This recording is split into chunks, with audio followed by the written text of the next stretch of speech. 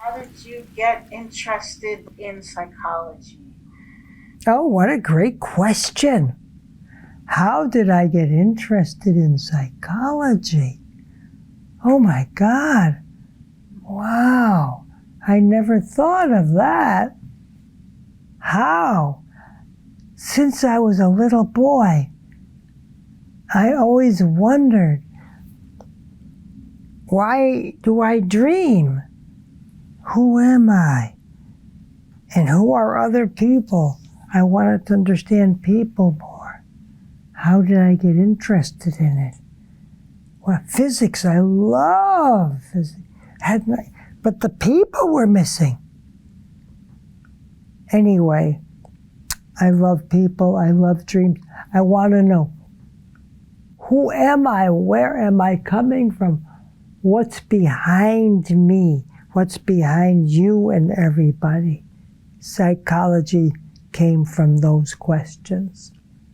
What was your first doorway into psychology? What was the next doorway? Well, the first doorway then was, ooh, where can I learn some psychology? Yummy. I found Jungian psychology in Zurich and von Franz, and who was one of Jung's favorites. And I loved it. Fantastic, but wasn't any body in it yet, and no movement and no relationship work or group work. So I had to change it a little bit. Develop process-oriented psychology. How did you find Jungian psychology particularly? I was studying physics at the ETH in Zurich as an exchange student. And there was an African-American minister in my student house. And I said to him one day, how come you're so happy today? Oh, I was in analysis. He said, I didn't know what that was yet. And I said, with what, with whom? And so that's how I met Marie-Louise von Franz, best known Jungian analyst in Switzerland at the time. And how long did you get to work with her? Well, I had to wait a couple of months, then I was her analysant, her client, and I worked with her a few years and became a Jungian analyst in Zurich, and still was very close with her for years and years, until I started developing process-oriented psychology, which was evolving from Jungian psychology. She wasn't too happy about that. So we sort of quietly and in a friendly way said, okay. And Processwork came out of all of that. What was she unhappy with in terms of your evolution from Jungian to Processwork? She said Jung wouldn't have liked to work with the body and people in public. And I said, no, I dreamed he did want that. And so I was breaking out of the conventional mold of that time, following my dreams about Jung, not the Jungian analysis stuff over there, following the deepest dreaming. Can you share the dreams that you had about Jung in that regard? Jung was almost dying in one of my dreams, and he was lying on the ground, and he grabbed me like that, and he pulled me down and breathed into me his last breath. Like that. And I woke up and thought, wow, what's that about? Jung is still alive in a way. In me. I love him. Amazing. If I love something or somebody, I have to breathe them in. The same with physics, yeah. What a dream. Yeah, big dream. Woof. Dreams. Jung breathed his final breath into you, and so you carry the dream on. I don't think people really die. There's nothing wrong with death, but I don't think they completely die. There's nothing wrong with dying, that's a good thing, but no, something about us is beyond where we are just now. That's why I love dreams and dreaming.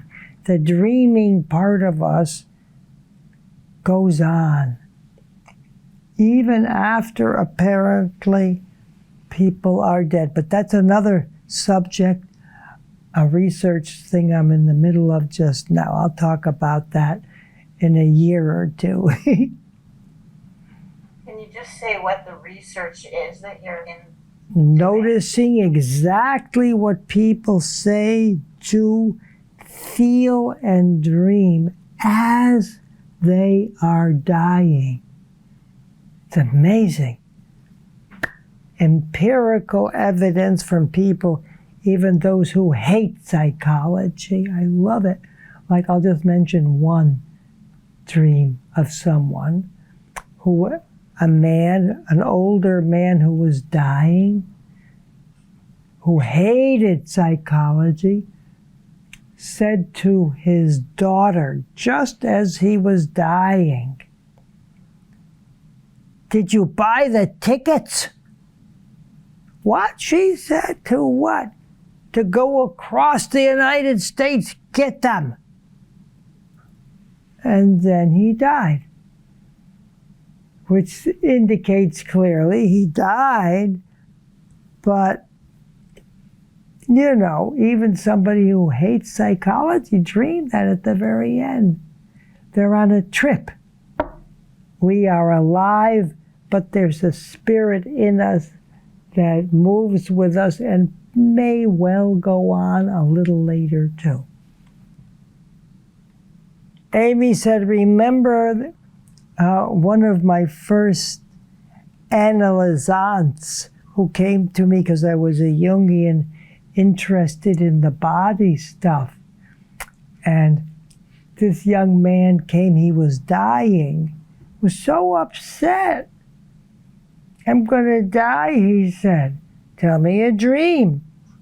And he dreamed that he was by his own grave.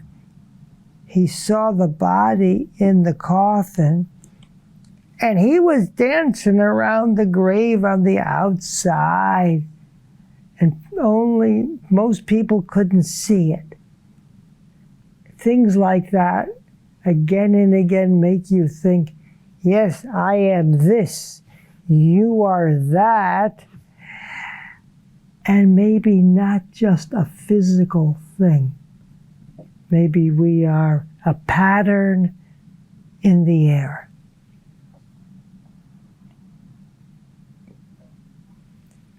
Gee, we're talking about deep stuff here.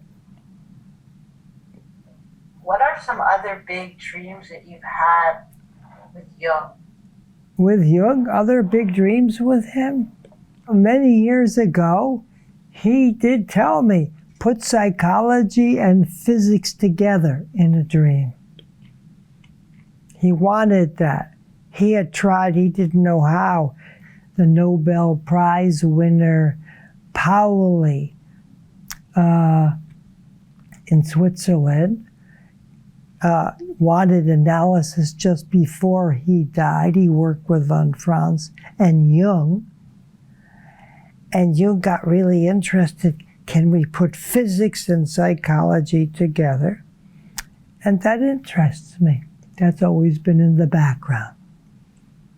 Everything we do that's how the body work came. Physical, but psychological in the sense of dreaming. How the dreaming moves the physical self. So that's a kind of foundational combination of process-oriented psychology. Well said. It's a foundation idea. Yeah. How long were you a Jungian analyst before you broke away and started process work? I was a Jungian analyst from the age of conventionally Jungian analyst with a normal degree in Jungian psychology from the age of 30 till about forever. But then I started developing process work when I was about 35. At the same time, I called it expanding Jungian psychology.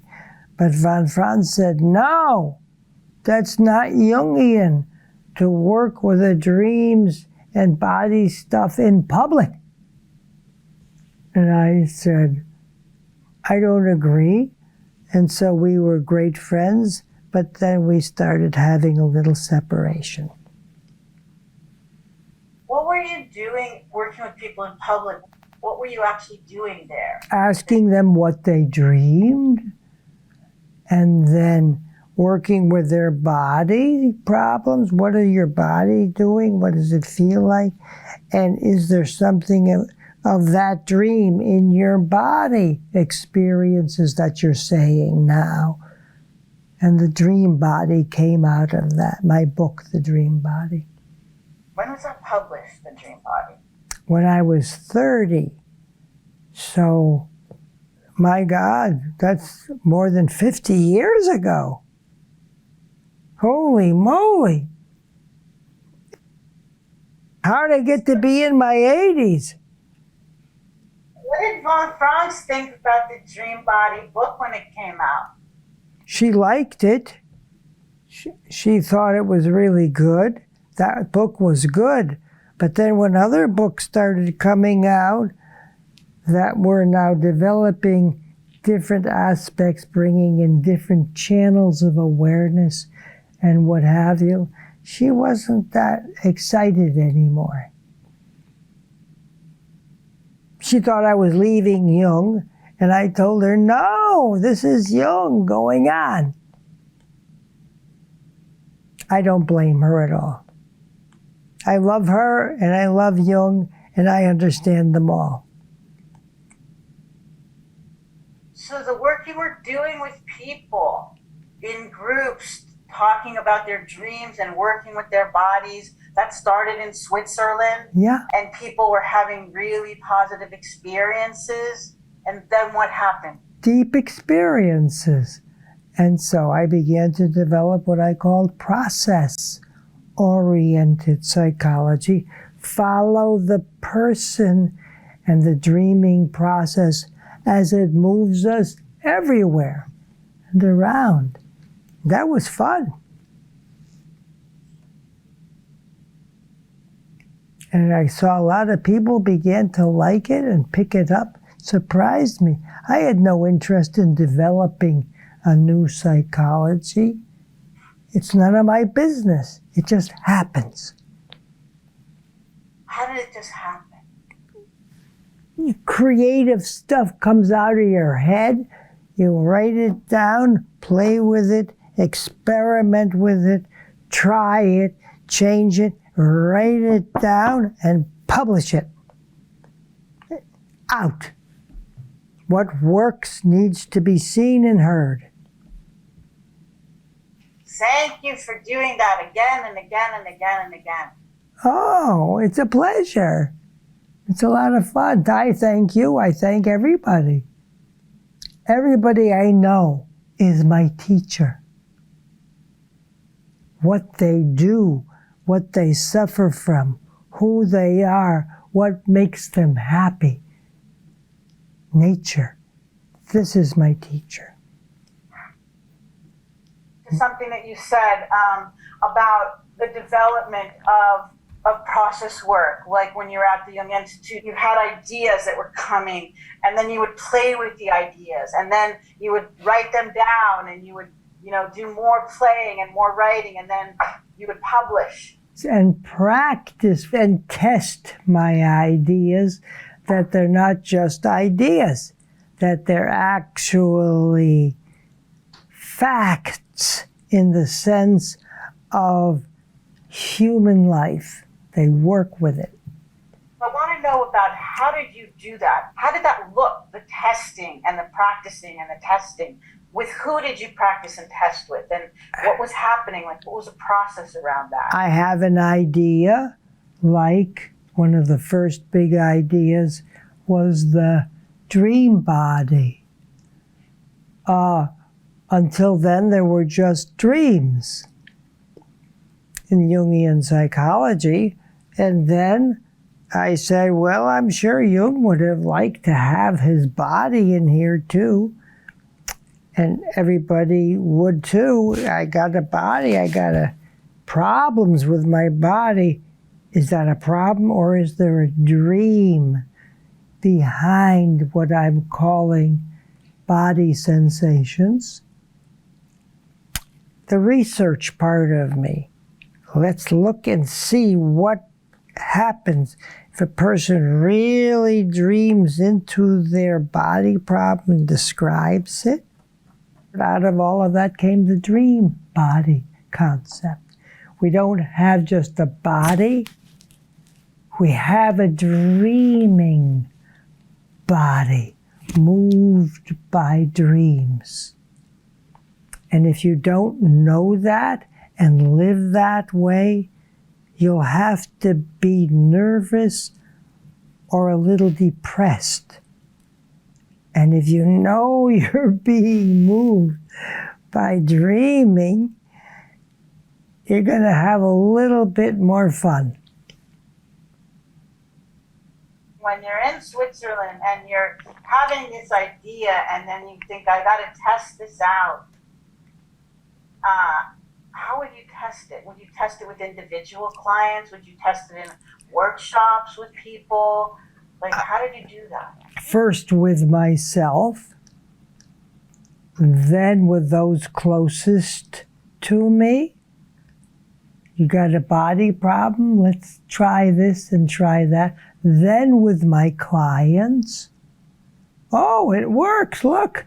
Then workshops and everything. Wow, let's write a book about it. That's how I do things.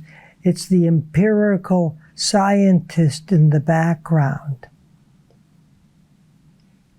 Not just an idea, but can I see that it works, and can at least some people practice it? And if the answer is yes, write a book about it. Jung had a friendship with Freud. Were you interested in Freud? I loved Freud's ideas and started studying them when I was 9 years old. 9 years old? Yes, because my brother was interested in psychology. He wanted to become a psychiatrist later and did. But I started reading Freud. He had a book that was 500 pages long when I was 9 or 10 and read it. And I told Carl, my brother, I don't think Freud knows much about people because it doesn't fit quite so well. I love Freud, but it wasn't quite right. Mm-hmm. What didn't fit so well for you? Well, first of all, that people had to lie back in the couch and stuff. It's good. But the rest of it, it's a long story. It just didn't fit very well. I'm more empirical about dreams and body and reality. I don't want to tell people anything about their sexual life and stuff unless it comes up in their dreams and all. Yeah, follow what's happening. Study it, appreciate it, notice it, bring it up to consciousness. Not just dreams coming to consciousness, but notice the little tiny things that move you and bring them up to be a whole and happier person. Can you say more about that? But what you just said right there, think about the little things. You're thinking not just about sleeping dreams, right? Right, the dreaming process behind the sleeping dreams is these little tiny things that move you and you feel, and that you can move little weird movements and feelings and thoughts. And if you study and let yourself move and follow the sensations in your body and what have you, before you go to bed, chances are your whole dreaming process will be clearer to you. You don't really need a therapist. If you believe in what's happening to you and try to make it conscious. Of course, a therapist can always support that in you. How did that develop? These tiny things that move you. You're basically saying to us, hey people, Yeah. wake up. Wake up. Wake up to the dreaming process that's happening all day and all night. And be a deeper, weirder person, a little tiny bit weirder. Go into your dreaming process.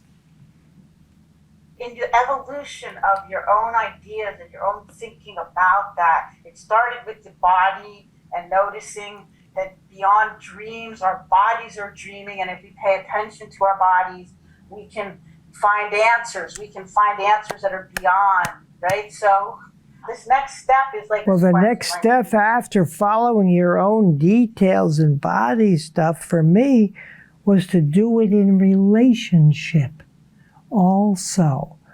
Now, my Jungian teacher said, you can't talk about the dreaming process in public with others.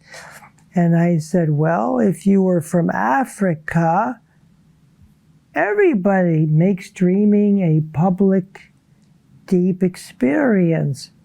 And I want to also. Franz was a little nervous about the public. No, bring your dreaming out in public. What's moving you? Who are you? Don't just try to be a normal person only. That's okay, but boring.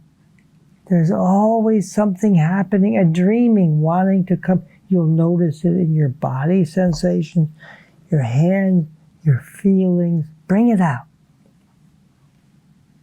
Change the world. Don't just be a normal person fighting with another person. That's a good beginning, but go deeper. Why did Jungian psychology or von Franz and others think you can't work with things in public, with people in public? Why did they think that? In part because they were Swiss, and Switzerland people are more introverted, which I loved, and I honor it. I think it's fantastic.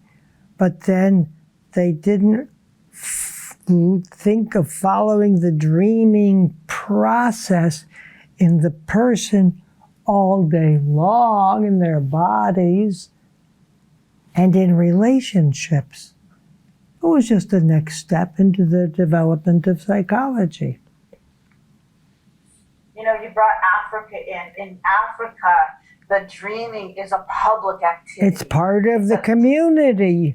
You can't have a really good community without the community being allowed to dream and dance the dreaming. That influenced me also why I didn't want to just stay with individual psychology, relationship work, and then how about the whole community working together, what I called later world work. Can you just share a little bit about how the progression happened for you in terms of your empirical research? What happened there? The progression from one of these things to the next?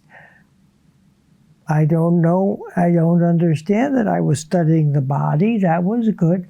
But how do you bring the body into relationships? I always was very empirical. Here I am in a relationship. What are my hands doing? What are they doing now? They want to express themselves. Find the dreaming not just at night, but in relationships.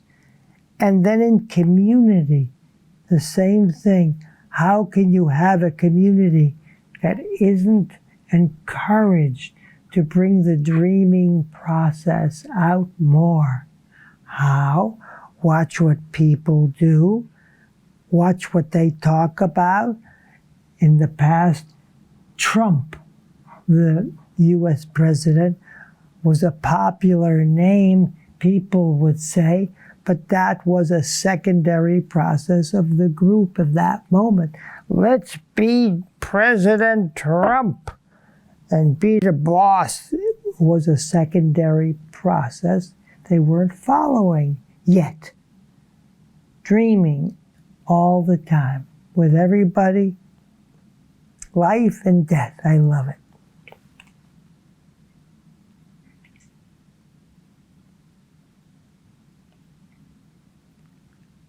Makes you think. How did that come to be developed in your life experience? I don't know. First, I always loved dreams, but dreams are coming from someplace. What is it? It doesn't have any images in it. So Jung didn't talk about that, but I don't need just images. Go deep down into yourself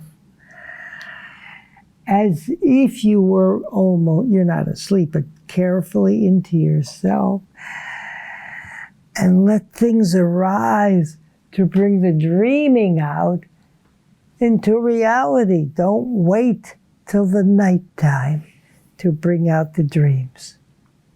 So I just studied then the body, dreams, dream body, relationships, all of that, Worldwork. Simple. I'm thinking about Worldwork and conflict and your relationship with Amy. I've heard you say that you don't fight much at all.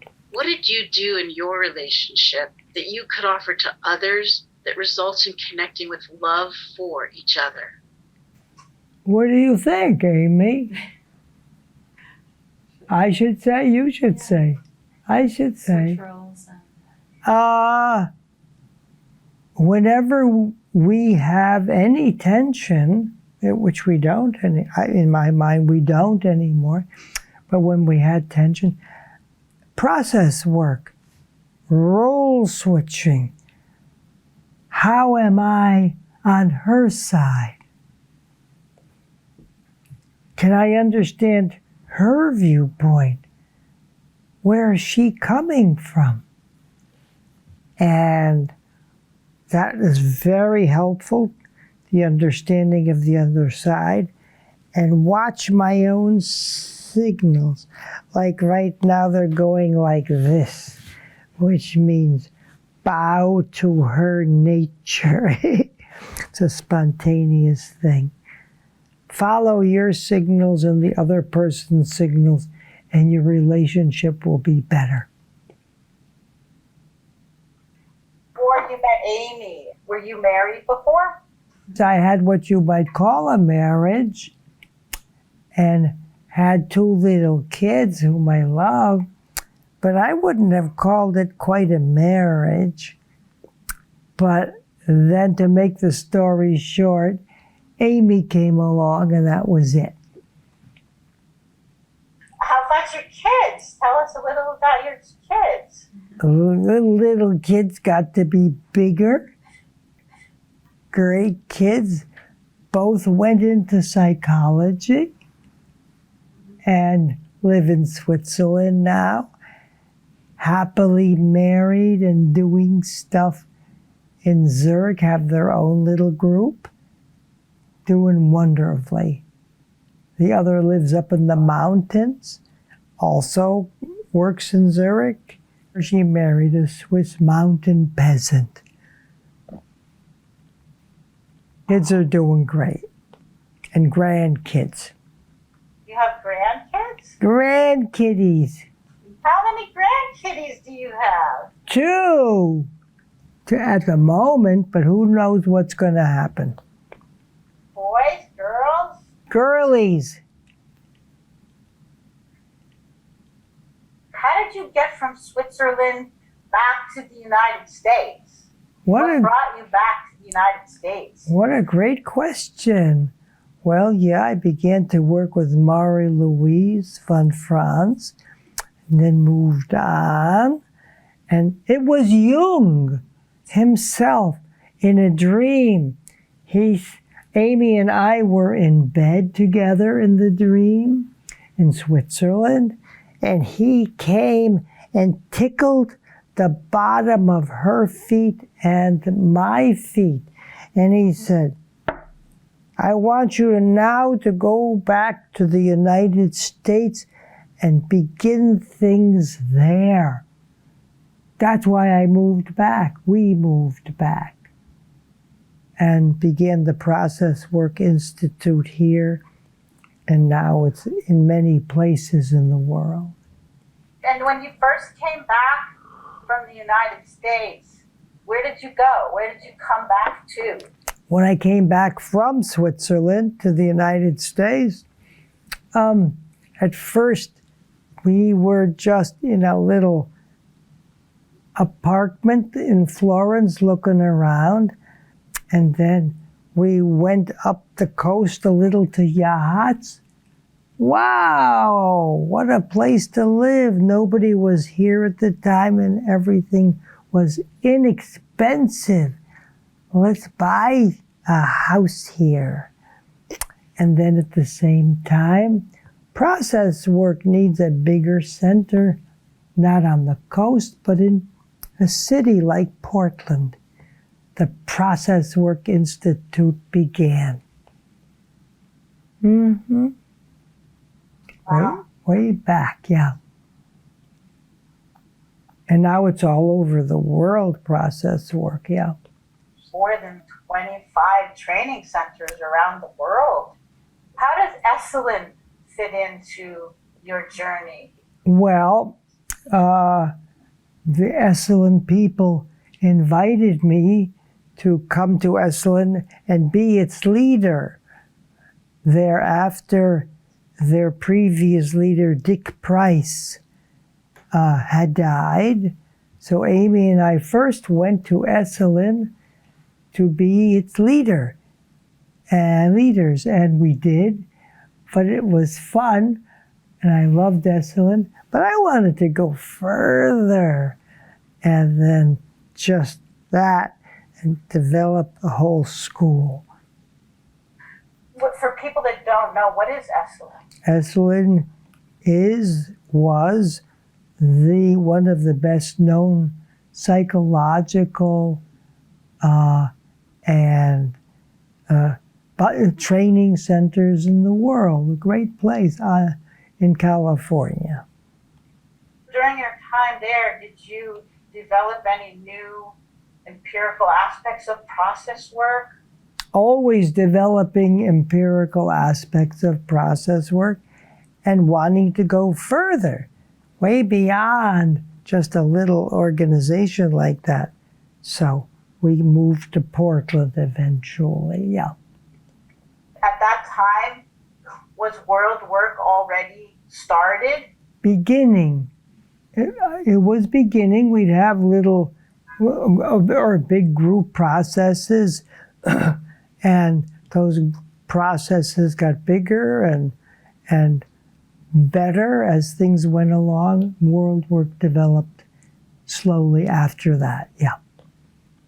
You've had Worldwork seminars all over the world. Everywhere. Can you speak a little bit about your own initial vision for Worldwork? What did a Worldwork gathering look like when you first developed it? Worldwork was what was missing for me in the world. There's a lot of dictators and a lot of people feeling they're saviors. Great. But there's no dreaming together in the public situation, especially in conflict. So let's bring people together. Let's bring the conflict partners right out in the middle. Woof. And then watch what they do, listen to what they say, follow their signals, follow the process, and change the world by having everybody learn how to do that more. It was good. When did you develop the 4 phases of conflict? Oh. How does that help relationships and world work? Well, you just study people, study conflicts. They like to fight each other or avoid fighting. Another point, if things go deeper, they can role switch. If you can do that, I promise you'll have half the fights. Role switching. And then after that, go deepest to the deepest phase and let the universe move you. And I promise you, your relationship will be better. There's other details, but I won't go into all of that just now. When you think, Arny, about all of the Worldwork seminars that you've run around the world, can you share some of the moments that felt really transformational and or really difficult? Oh my God, there's so many. But one of the first ones I remember was in San Francisco years ago, in Oakland, California. We were working on racial issues, racial tensions. Some black person had been killed, and there was all sorts of the police and this and that. And Amy and I and others went down to San Francisco, and this large group of people of all colors and races got together, and I said, let's let it out here, not just on the streets. And people were screaming and yelling, I hate you. You killed my friends. You're the killers. And that stuff. And then suddenly, in the corner, still makes me almost cry, somebody began to sing in the black community. They started singing. And bit by bit, more people started to sing in the middle of this tense situation. And to make the story short, the process of singing led to coming together and actually forming a hands-on community where we were killing each other before. Oh, that comes to mind. Worldwork. I loved it. And from that, many things came. It takes me back to your childhood big events. Oh. How? That story that you just told, it's like the same. That's Worldwork. You have the anger and the violence, and you need to go into that to come to the singing. Yes. On both sides. Let the aggressor be aggressive up to a point in the community. Hear the other side. Change the world. We can do it. Tell me a few more stories from Worldwork. Just before the peace treaty in Ireland, we had a large group process, and men from the opposite sides were screaming and yelling. And then there was a big red cheek, and one night I said, "What is that?" He said, to make it real short, "I'm sick and dying." And the other man said, "I'm not well either."